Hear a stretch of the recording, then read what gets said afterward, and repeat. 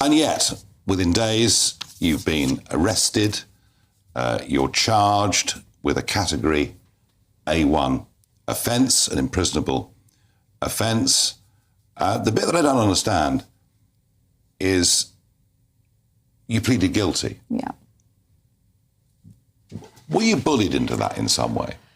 Oh, I wouldn't use the word bullied, but they'd remanded me. So when you're remanded, they've got you, so to speak. They refused me bail twice. Yeah. The only alternative left was to go to High Court bail at a cost of £10,000. And I honestly believe that they wouldn't have granted me bail. They're making it quite clear that they wanted me remanded and they wanted me, to serve a custodial. So you could have stayed on remand until the trial came up, which could have been a year, 2 years.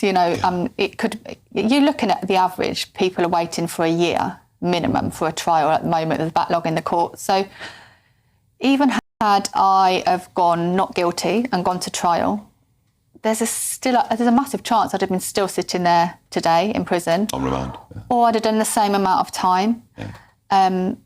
I just feel like they have me over a barrel, really. And that, as we've discussed before, the legal advice was, you're best to go guilty, you'll get your credit. And wasn't the fact that you deleted this tweet just a few hours later, wasn't that taken into mitigation They didn't at all? care. There was lots of mitigating factors. They had lots of previous tweets that they'd been given from my Twitter where I was condoning racism, where I was condoning violence.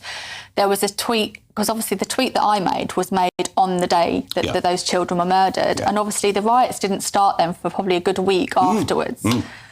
And I tweeted as soon as they started rioting in the Southport, they kicked off in Southport and they were throwing bricks. And I was just like, oh, goodness, please stop this. This is not the way. No one's going to listen to you. Obviously, they had that tweet that wasn't taken into consideration. And it seemed that they really wanted you because quite remarkable that the head of the Crown Prosecution Special Crime and Counter-Terrorism Unit released a statement saying, during police interview, Lucy Connolly stated she had strong views on immigration, told officers she did not like immigrants and claimed that children were not safe from them.